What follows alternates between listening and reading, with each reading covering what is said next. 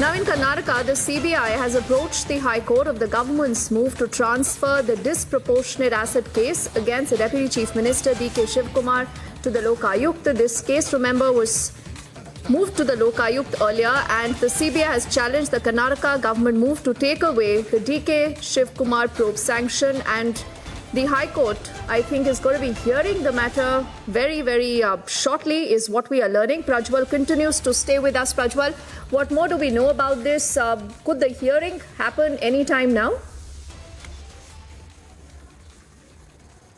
Deepthi, it looks very unlikely at this point of time, because there are around 3 or 4 cases which are pending right in front of the judge, who has already received this request by the CBI as well. But to just go ahead and give an overview, this is the disproportionate assets case of D.K. Shivakumar to the tune of 74 crore rupees, which was lodged in initially by the Income Tax Department. Later, it was handed over to the Enforcement Directorate in 2018. But in 2020, it was the Central Bureau of Investigation which took over this particular case and had started fighting it legally in the state of Karnataka. Remember that on the 15th of December, the Karnataka High Court had in fact gone ahead and quashed a case in regarding to the summons which was issued by the CBI, because there was also a stay which was brought in by D.K. Shivakumar too. But after which we are getting to understand that the government of Karnataka, mainly the cabinet, had now decided to hand over this particular CBI case to the Lokayukta as well. So the question that has now been posed by the CBI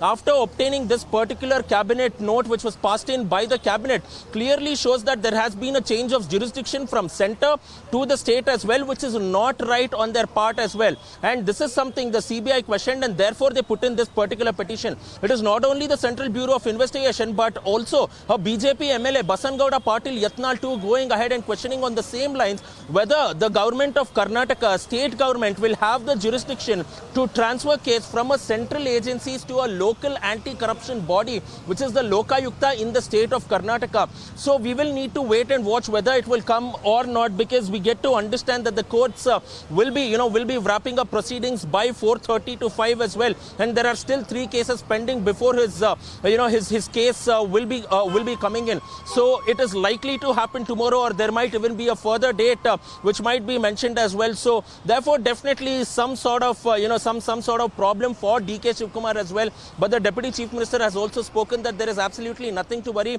because it will be the government of Karnataka which will now be going ahead and answering to whatever the CBI has stated, and it will ultimately be left to the Honorable High Court of Karnataka to decide whether to transfer the case to the Lokayukta or let the CBI continue over it.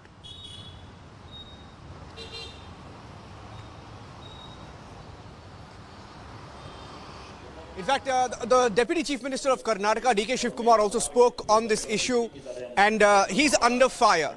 His assets are under investigation. Here's what he said to the CBI's move to go to the court and challenge what the state government tried to do. They essentially tried to take the case back and ensure that it's investigated within Karnataka. Here is his response to legal developments today.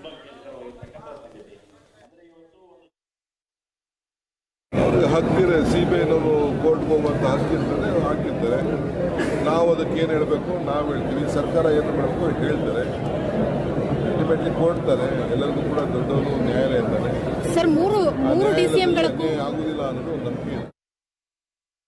ಅವ್ರಿಗೆ ಹಾಕ್ತಿರೆ ಸಿಬಿಐನವರು ಕೋರ್ಟ್ಗೆ ಹೋಗುವಂತ ಹಾಕಿರ್ತಾರೆ, ನಾವು ಅದಕ್ಕೆ ಏನು ಹೇಳಬೇಕು ನಾವು ಹೇಳ್ತೀವಿ, ಸರ್ಕಾರ ಏನು ಮಾಡಬೇಕು ಹೇಳ್ತಾರೆ, ಅಲ್ಟಿಮೇಟ್ಲಿ ಕೊಡ್ತಾರೆ. ಎಲ್ಲರಿಗೂ ಕೂಡ ದೊಡ್ಡವರು ನ್ಯಾಯಾಲಯ ಅಂತಾನೆ ಸರ್. ಮೂರು ಡಿಸಿಎಂಗಳು ಆಗುದಿಲ್ಲ ಅನ್ನೋದು ಒಂದು ನಂಬಿಕೆ. Prajwal continues to be with us from Bengaluru, tracking the developments. It's a day of back-to-back news breaks here in Karnataka.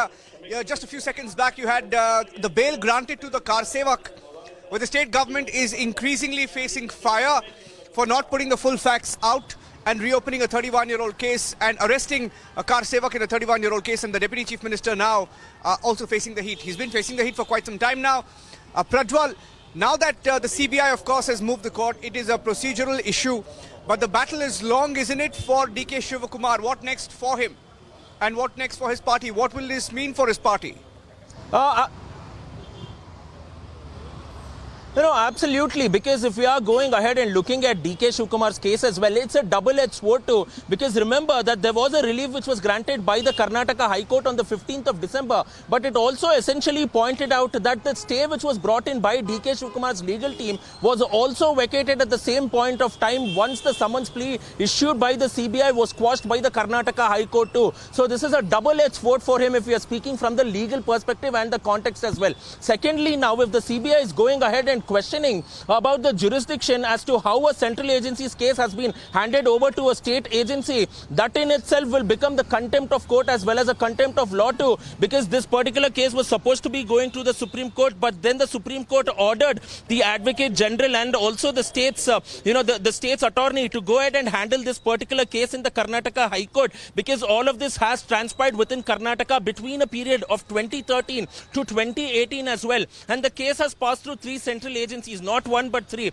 the Income Tax Department, the Enforcement Directorate, and then the CBI. The Income Tax Department's case mainly pertains to the fact about the filing of income tax returns between 2014, 2015 and 2016 as well. And later, once the ED takes over the case in 2018, it also goes ahead and points out the fact that the amount of income tax which has been filed by DK Shivakumar is not proportionate to the amount that he had gotten. So then they go to the base of the entire case and then they look into it and they find out that his wealth has increased 3 times as well. So when the source of the income was looked into, the Enforcement Directorate also roped in the Central Bureau of Investigations as well. So this is definitely a huge legal tussle as well. Central agencies being involved, but the state government clearly goes ahead and states that now we'll be transferring the case to Lokayukta. Does the state government even have the gambit? Does it even have the power to go ahead and transfer a case which is being handled by the central agency to a state agency?